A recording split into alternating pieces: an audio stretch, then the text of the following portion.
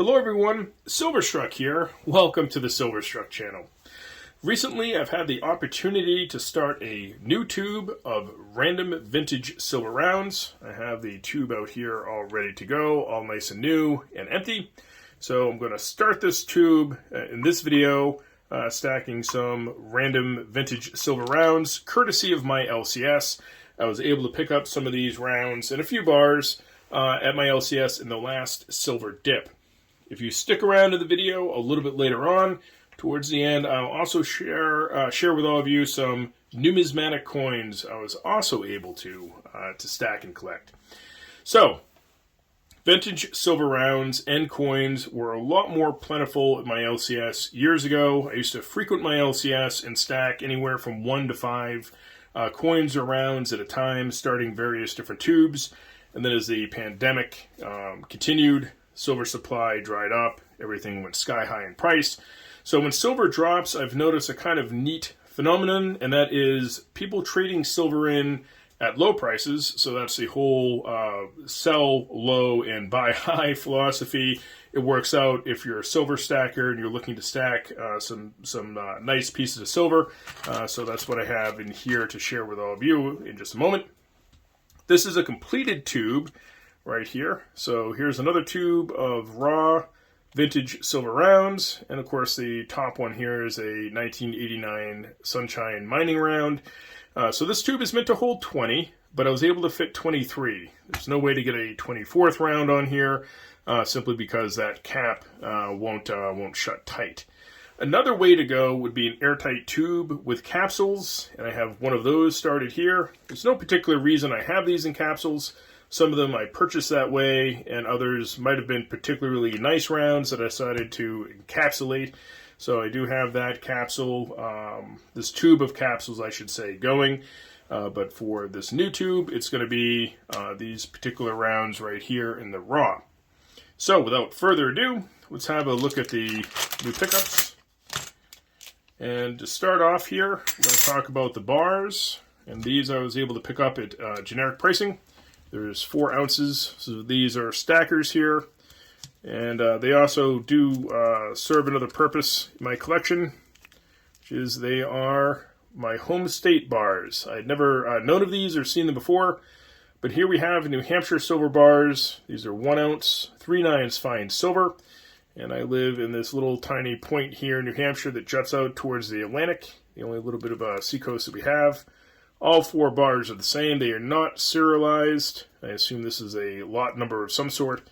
But anyway, 4 ounces of stackable silver added. Also kind of goes into my New Hampshire silver collection.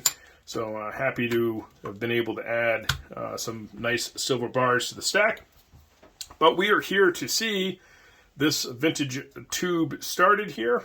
And we're going to start with this round on the top.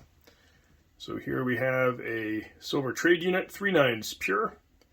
And these are pretty well known vintage rounds. These are the 1981 USSA Office San Francisco Strategic Stockpile rounds. So I pick these up whenever I can get them. I have a number of these rounds, so someday I hope to have just a tube full of those. So first round added to the tube. Next up, we have this one here. This is a Pan American Silver Corp. This is from the Northwest Territorial Mint. Now, Northwest Territorial Mint technically is not vintage yet. This is future vintage, but I'm going to count it in my vintage stack. The reason why is because this particular mint is no longer in business and, of course, has a lot of scandal and interest along with it. You can do some reading online if you Google it. So these are very close to vintage rounds, so I'm going to count it in the tube it goes. Now next up, we have a round that I love collecting. And these are the A marks. These are dated rounds. This one's a 1984. It's in beautiful condition, actually. This one might be capsule worthy. You can see A mark 3/9 pure silver. These are all 1 ounce 3/9 pure vintage rounds. So 1984, and it goes. Let's check out this one right here. I was surprised to find this. I've never actually found one in the wild. This one is a 1988 A-Mark round. This was the hardest of all the rounds I had to find. This one's a little bit milky, but that's okay. Beautiful A-mark. So I have all of the dates for the A-mark rounds, and I have all my top examples in a silver round book. So the A-marks span from 1982 to 1989 for the dated rounds. I have all of those, every date. Here we have another one. Another beauty. This one's a 1985 A-mark. A-mark also made all sorts of other types of rounds, including non-dated, but I prefer to collect dated rounds. I just find them a lot more collectible. So there we have it. 5 rounds added to the tube. Now, I do have a 6th round, and I'm pretty sure I got this from an online community auction. This one's one heck of a toner. So let's have a look at this round. Just beautiful. It has just a really nice patina to it. Some beautiful colors right there. And here we flip it over to the other side. You can see it is indeed a silver trade unit. Of course, it's 3 nines pure. So this beautiful toner, oh, we've got some color in there. Just beautiful. Look at that. Excellent.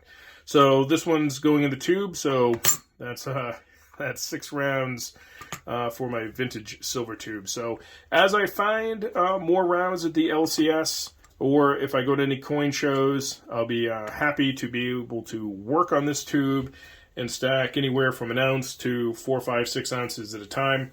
It's just a great way to stack and very enjoyable.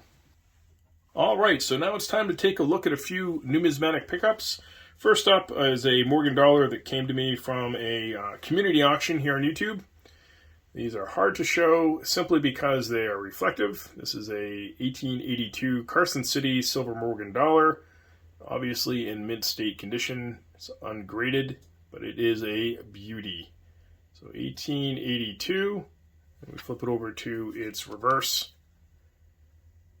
Beautiful coin. You can see the CC right at the bottom above the D and the O in dollar.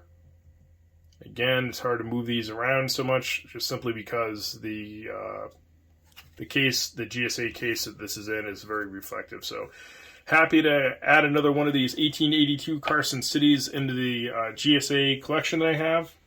Speaking of Carson City, I've been more and more interested in picking up different Carson Cities. So I was able to pick up a seated dime at the LCS. And this is the original flip it came in, so I'm going to leave the information on there. So this is obviously an 1876 Carson City, about good for $20 for this particular dime. So you have to let me know in the comments section what you think of this pricing. You can see the date nice and clear, but the coin is obviously very circulated. So we flip it over to its reverse. A lot of details missing, but you can see the CC clearly at the bottom of the coin. So really happy to add a seated dime Carson City to my numismatic collection. This is the first one of these that I have, and I must say, whoop, there it goes flying out of my hand. I must say I've been corrupted by our friend Fish in his quest to get these seated CCs. So that's not the only seated CC I was able to get. I also found at the LCS a 1876 Carson City quarter. And this one is very good according to the LCS. You can see the dates nice and strong on this one, a little bit more detail. And as we flip it over to its reverse, you can see that it has the CC right at the bottom, nice and clear, and a lot of detail on the coin. So I really like this quarter. Thought it was a pretty decent deal for $76, especially because these seated in dimes and quarters have been increasingly hard to find. I've done some shopping online, and I just felt more comfortable purchasing these for my LCS. A little bit afraid of any type of fakes or grabbing, clean coins, that sort of thing. So you'll have to let me know what you think of these seated Carson Cities. Is this something that you're stacking? So that's going to do it for this video.